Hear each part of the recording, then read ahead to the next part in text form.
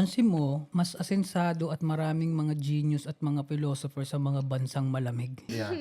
Yeah, true. And mga bansang malamig are more successful than... Nagsisikap sila eh. And ganito kasi pag malamig eh. Before, 1,000 years ago, you have to hunt the whole fucking 6 months para ipunin mo kasi that's another To 6 survive the next others, 6 so, months. lagi silang nag-iisip, constantly thinking how to produce mga ganito, magtanim, ganyan-ganyan. Sa bansang mainit kasi relax eh. Parang, ang init, talon sa tubig, ligo. Walang urgency eh to invent something. Kasi hindi tayo mamamatay all year round eh. Oh, maganda yung Sa weather bansang eh. malamig, mamamatay sila if they're gonna be homeless. Or hindi Yeah. sila nakapag-save up for the winter Diba? patay. Pagtungtong pa lang ng Yeah, November, masipag. isipin mo ha, November, December, January, February, March. Sabihin na natin hanggang April, malamig yun. Oh, sige, hanggang February lang, may 4 months ka na. Baka ganun, no?